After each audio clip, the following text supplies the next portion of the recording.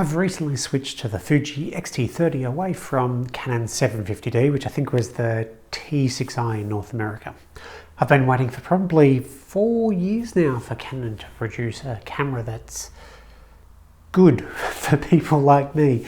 Something in the APS-C format that has good video capability, and even their most expensive new mirrorless cameras don't quite have that video capability. So I'm moving away from the Canon system. I'll still use adapters to use the Canon glass I've got, but as a video camera, they haven't quite made it into 2019 just yet. The Fuji X series cameras have been getting a lot of praise, particularly the X-H1, the X-T3 and the X-T30, the smallest of the range. Two things stand out in particular that is useful for me. One is the video capabilities. The X-T30 has the least capable video capabilities of the range, but it is still incredibly potent.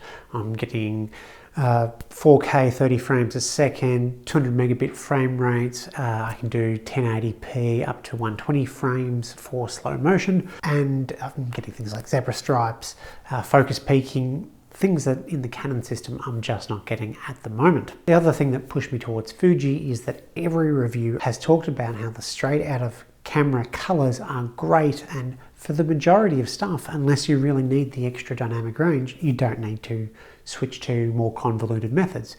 And for the out of camera JPEG stills, 100% agree. The built-in profiles are just fantastic. The skin tones are wonderful.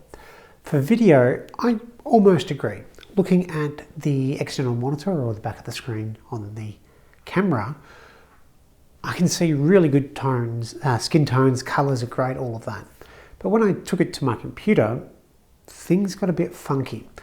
In the two editors I tried, DaVinci Resolve and Premiere Pro, the colors were just off. So it required some post-processing, but what I struggled for a long time to figure out was why the colors were off on my computer, but not on the camera.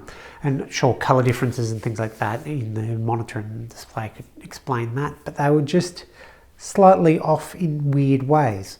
It turns out Fuji cameras use Rec. 601 as the color profile, or the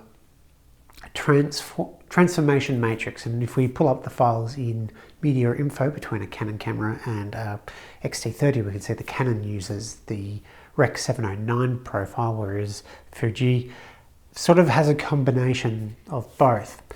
The editors, Resolve and Premiere, just interpret it as 709, and I think that's probably fair enough on their behalf because some of the data indicates that's what it should be. Fuji are a bit odd like that. So what you've been seeing so far, you probably would agree, it's just a little bit off. I've now switched across to the fixes that I've come up with, and you'd probably agree that the skin tones in particular, but the color in general just looks better. The red behind me there is no longer kind of an orangish color. The solution, if you are in the Fuji system, is actually quite easy. We need to apply a Rec. 601 to 709 LUT, then Premiere can understand the color data properly. We also need to convert it from the TV legal color space back to the full range, and then as you can see, the colors get, well, frankly, better. It's a very simple fix, and I really don't need to play around with the color of this camera much more than that for what I do. It's a little bit annoying that I have to do it at all, but it's not too much work to save that as a preset.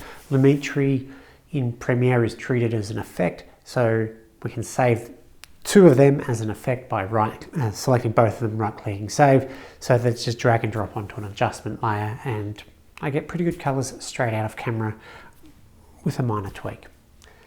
Hopefully that will help somebody else from the same weirdness I was experiencing. Thanks for watching.